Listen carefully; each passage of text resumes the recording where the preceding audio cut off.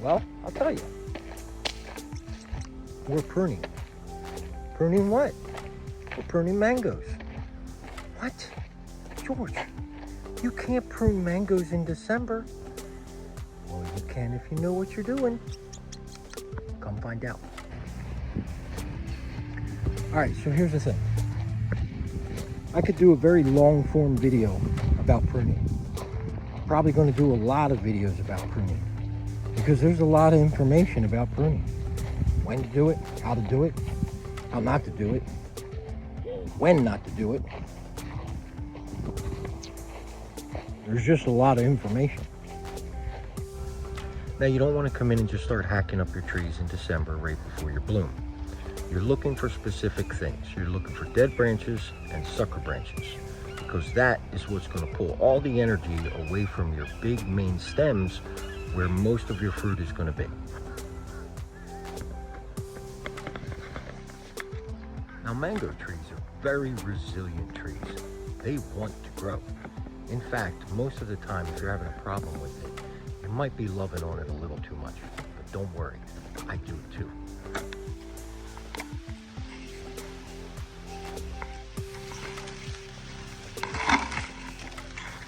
Get out of the bamboo. We gotta go trim this tree.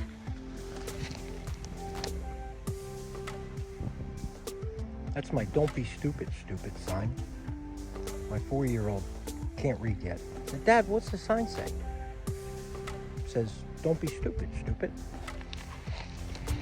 More on that later.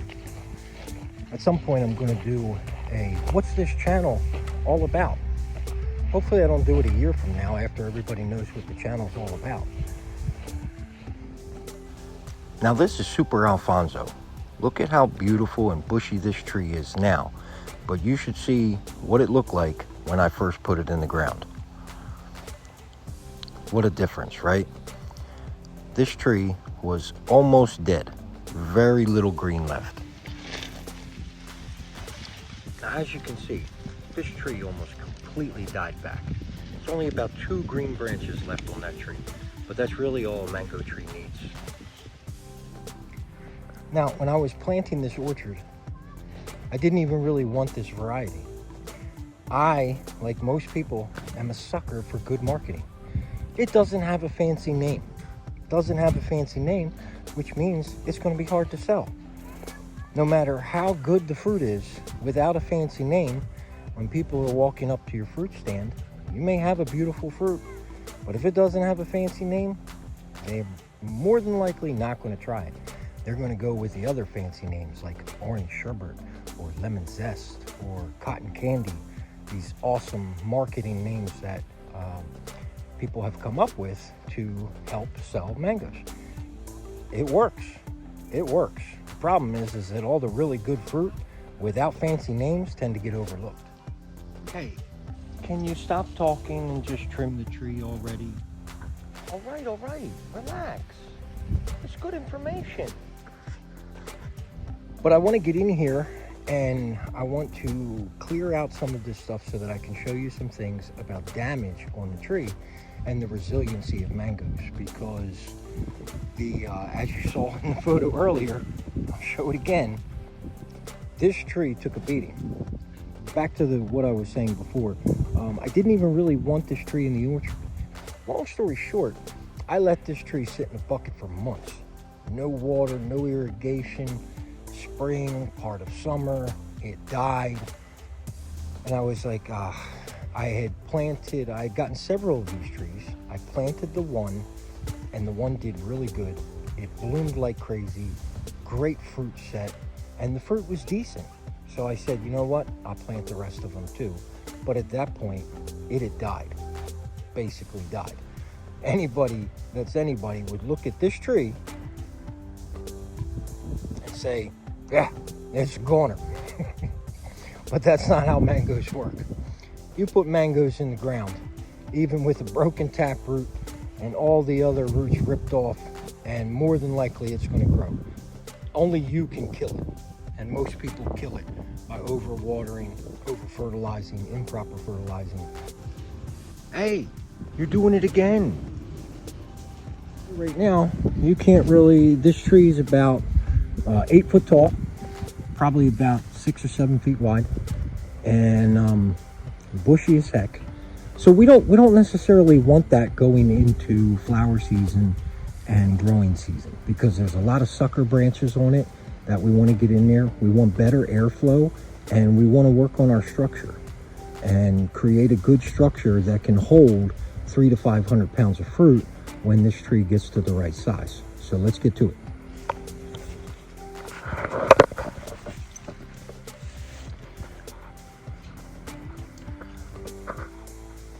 See that there? That's exactly what I'm talking about.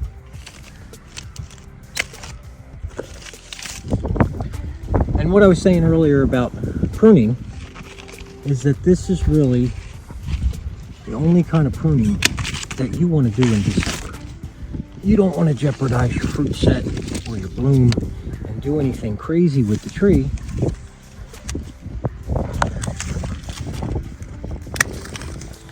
Do anything too crazy with the tree and upset it before she's about to fruit for you. So we're going to clear out a couple of these branches in here.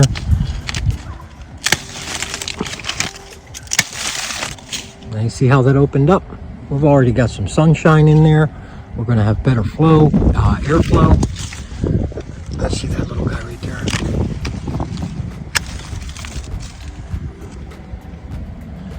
What else we got over here? A couple little sucker branches up there.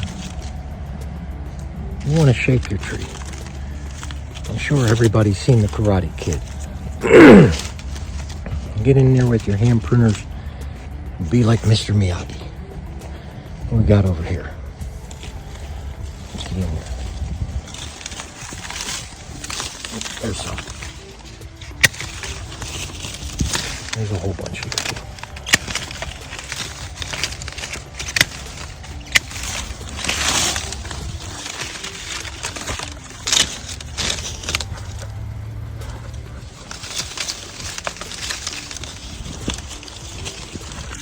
Okay, so you see this here? 1, 2, 3, 4, 5 branches, a main stem here, 6 comes up here, 3 more. That's just too much. We want to focus that energy, focus the growth, cut off some of these limbs that are heading towards the center of the tree.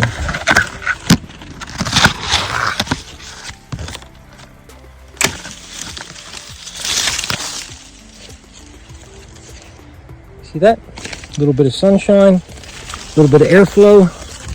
But let's look at this damage. So this is the damage from when that tree died off. I mean, she died. When I say she died, she died. When I put it in the ground, it came right back. And look at it now. You see it now. This thing's crazy. Look, sucker branch. Cut that one off. All these little tiny branches. They take so much energy out of the tree.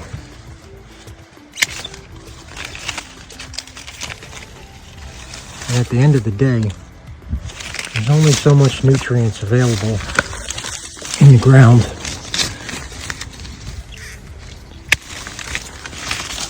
And available for fruit. We want every branch on the tree, not that it's always possible, but we want every branch on the tree to be as productive as possible.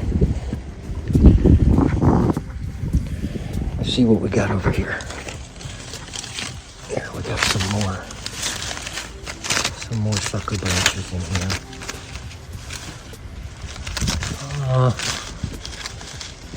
Yeah, let's take that out. There we go.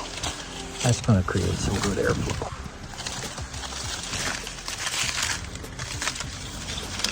What's this? That's just clogging things up. Let's get that out of there.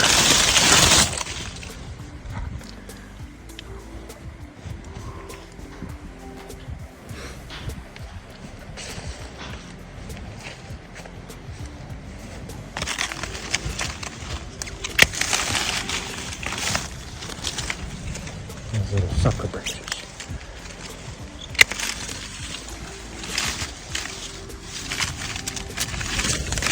What's going on in here? Yep, that can all come out.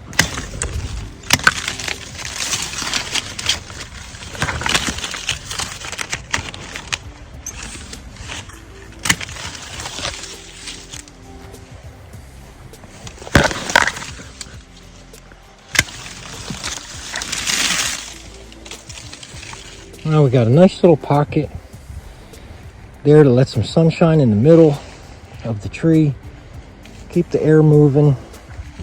So this variety of Super Alfonso is very, very resilient as far as the pests, funguses, diseases. To be perfectly honest with you, I haven't seen anything on them yet. And we are in North Fort Myers, where it can be very, very humid once the rains start. A little bit more in there.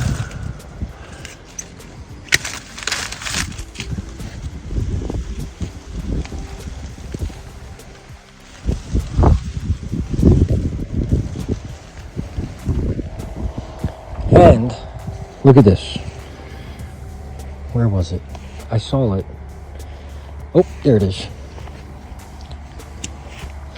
Guess what, guys? We're going into bloom. Look at that.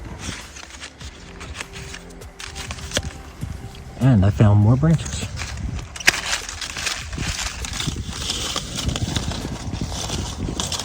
So remember, just don't go crazy with it.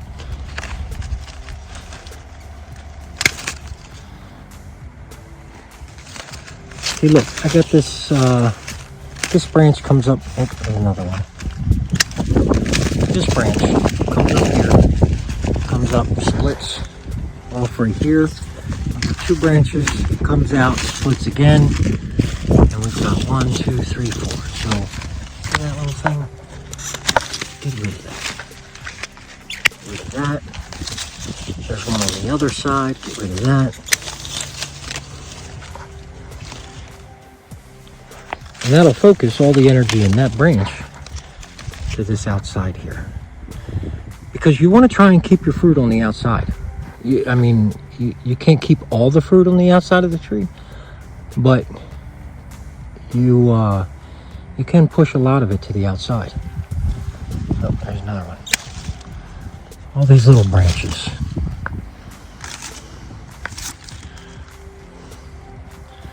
See the sunlight in there? That's a lot. I mean, I know we didn't trim much, but a couple branches here, a couple branches there, and you've got good light penetration in there now. There's another one.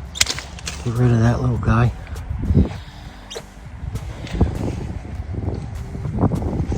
And there we go. When I first walked up here, you couldn't see the trunk. Take a couple out. Now you get good airflow in there. And even though this variety is very disease resistant, you still don't want to put it in a position that's prone to disease, which would be to have the whole,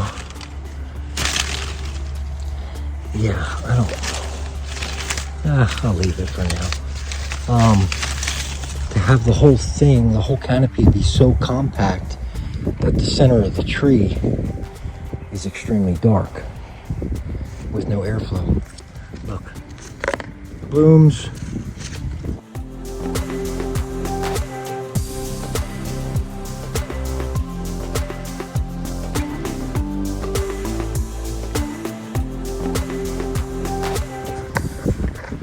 So, that's bad. Moral of the story here, guys, is don't overthink your trees. These trees are very, very hardy. They're very resistant to just about anything you can throw at them. Now, when you get into grafted varieties, there are certain trees that may or may not perform very well, but it probably actually has more to do with the graft and the rootstock than it does actually just in general as a mango tree. I've seen more problems because of the graft not being right and the rootstock maybe being, something wrong with the rootstock, different types of rootstock, and you have different problems. Not that I'm saying to grow mango trees from seed only, but if you've ever grown a mango tree from seed, you pretty much just throw it out in the yard, don't do anything to it, and 5 years from now you're going to have a 15-foot tree with no help from you. You don't need to help it. Nature will do it. I'm not saying don't spray your trees, or there's so much information here. I don't want to clog this up and make this a 4-hour video or even a 45-minute video. Little tidbits of information here and there to help you with your mango trees get good fruit, get lots of it, and to help you keep growing.